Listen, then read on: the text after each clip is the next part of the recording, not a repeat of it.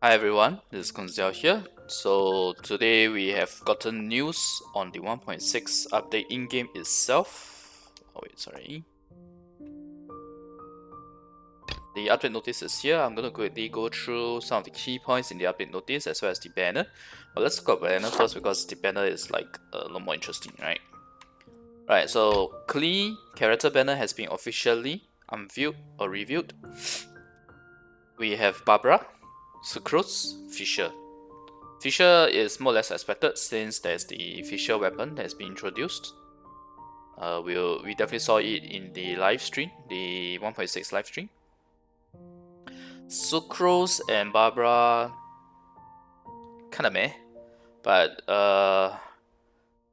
honestly speaking, if you have already have C1 Yanfei, you don't really need Klee in my opinion. Klee is not that fantastic, honestly speaking, as a 5-star. Of course, she's very cute, but if you like the character design itself, by all means, you go ahead and get the character that you like. After all, this is a gacha game, a character gacha game. You should definitely get characters that you like.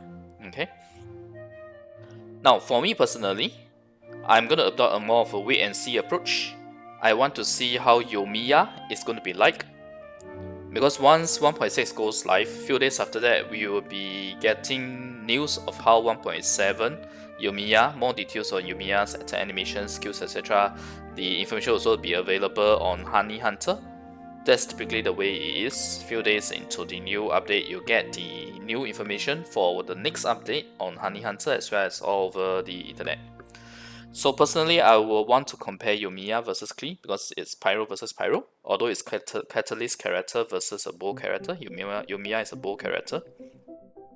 But I would definitely advise to do a wait and see approach. I'm pretty sure Yoimiya will be a better main DPS than Klee. At least it looks like that at the moment.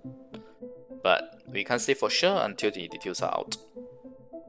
It just makes more sense to me for MiHoYo to make a strong pyro bow character because there's no strong pyro bow character. Yeah, Amber, but yeah, you know what I mean, yeah. So I kind of get a feeling that Yoimiya is going to be strong. Whether she's going to be like Ganyu level strong, we don't know yet. But if you're looking for a pyro main DPS, I would suggest to hold on your Primo gems. Wait until Yoimiya details are out before deciding whether you want to roll for Klee. Personally, I will roll for her just to get C0, just for character collection purpose, because I am only lacking her now to complete my character collection, my Pokemon collection, if you want to call it that way. So I'll get a C0 of her, and depending on how Yoimiya's kit will be like, I may get a C2 of Klee just as a support character. I'm gonna put Trillion Tales of Dragon Slayer on her, use her C2, her elemental skill effect of reducing defense by 20+%. The main thing of Klee, right, is that her mines are a very good setup for Venti. Because the mines are there, you place the mines there, you cast Ventis out, and you start the domain. And the mines being there make sure it pretty much makes sure that the pyro effect will be there ASAP. The pyro absorption will be there on the Venti ultimate will be there. That's what I'm lacking right now. I mean, yes, you can use Ember, but I don't like Ember. So yeah, it's just me, man. Ember is just not for me. So I might get a C2 Klee just for that defense minus 23% for a better setup, for a better clear, etc. But I'll just hold on it first. I'll get a C0 first for character collection purpose and check out Yoimiya. That's my personal strategy. Now, in terms of you guys that are watching this video, I'll suggest just wait on her completely. Especially if you want a Pyro main DPS, just wait on her completely. And wait for Yoimiya's information to be out before deciding whether to pull for Klee or not. To pull for this banner or not, for that matter. And as for the Pyro support character, you know as well as I think everyone knows that there are a lot of good Pyro support characters out there. Even Xiangling is actually very good. And then you have Bennett, of course. So do you really need do you need a 5-star support character per se? No, you actually don't need. Unless you're like me, who wants to make it better, make my Venti setup better, then yeah. But honestly speaking, my general advice is just skip this banner. Or at least hold on this banner until Yoimiya details are out. Yoimiya, the new 5-star Pyro Bow user. You will get it few days after 1.6 is live. Alright? So that's my conclusion for the Klee banner. Because the rest of 4-star characters here aren't so fantastic that it becomes a must pull or anything like that. So yep. I mean, if Bennett was here on this banner instead of, say, Barbara, oh, I think then the value of the banner would increase by a lot. It will increase very significantly. But it's not, so yep. Right, now moving on to the weapon banner, I have to say it's quite disappointing. You have lost prayer to the Sacred Winds. I mean, we already expected there's going to be a catalyst. I'm a bit surprised that it's Skyward Pride instead of, say, a bow or something. Since previous banner. If you fact, I think the previous banner is still here. Yeah, previous banner you have a sword and a claymore. So I'm quite surprised that they did a claymore again. I thought it would be like a bow, since the next weapon banner that Kazuha is released on will definitely feature this Freedom Sworn sword, right? So yeah, I kinda thought that it would be a bow, but I guess since they are introducing a new 4-star bow here, they didn't want to introduce a 5-star bow. But either way, if you ask me, this weapon banner is a perfect skip. It's an easy skip. Because the thing about the Midternaut Swords bow itself, the stats is not too bad. I can do a quick show of how it looks like. Hang on. Okay, so this is the new bow. Oh, I'm surprised that they didn't put the name here. Midternaut Swords bow. So this bow itself, if you look at the stats here, it's 510 attack, same as Rust at level 19. But instead of attack percent, it's giving you 51.7% physical damage, which is very nice for a main DPS fisher if you don't have a 5-star weapon on your fisher. And it has this effect where at R5, elemental skill increased by 40% and increases normal attack by 40%. So it's kinda like stringless concept, except that you need to alternate your hits. But on fisher, it's extremely easy to do this, so it's not so bad. And if you compare R1 is 2020, so it's kinda like the Alley Hunter bow in that sense, in terms of the percentage. If you ask me, yes, this bow is probably going to do better than even, say, the Rust or Alley Hunter, looking at for a main DPS character, main DPS fisher. But it's not so fantastic that you need to pull on the banner to get it, especially when the 5-star web options on that banner is not that great, honestly speaking. I mean, Skyward Pride is nice. If you have a Razor main, Skyward Pride is easily one of his best weapon. Okay? But other than that, personally, I would say it's a very, very easy skip on this banner. Unless you do not even have a proper bow for your fisher and you are using fisher as a main DPS, then maybe you can consider trying your luck to see if you can get one copy of the Midternaut Wards.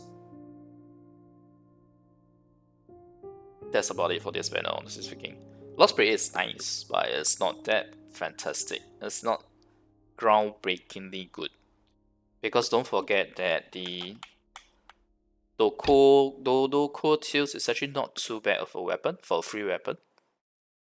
Yeah, you don't need to risk the danger of the weapon banner. We all know how skirmish weapon banners can get.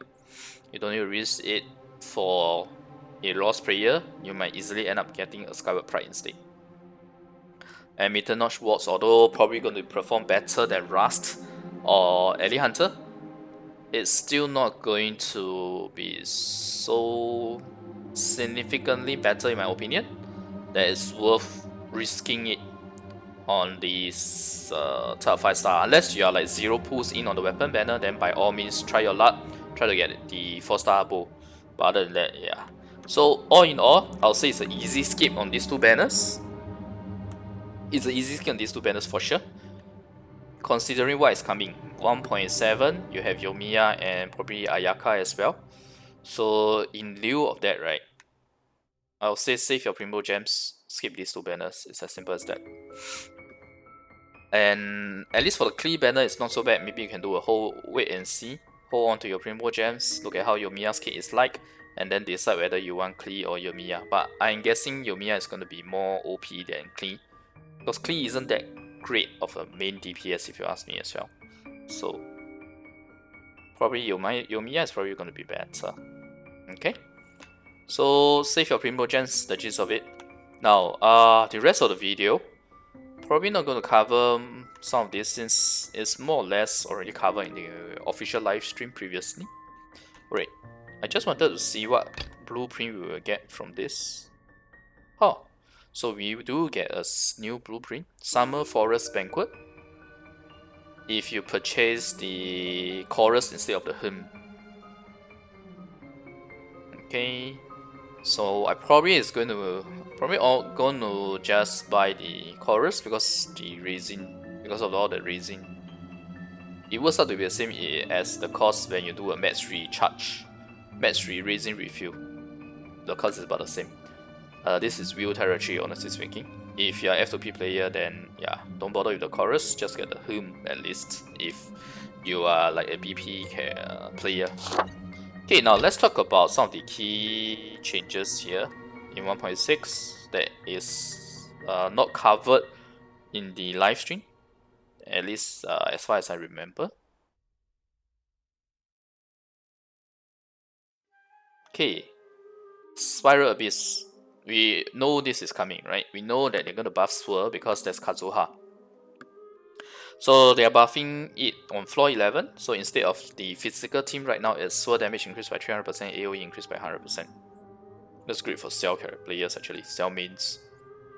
And even for people who are using Venti. And you'll see that everything is related to Swirl reaction. You have Whirlpool, Moon, trigger shockwave damage when you trigger Swirl, regenerate energy when you trigger Swirl on the Breeze Core, the phase 2.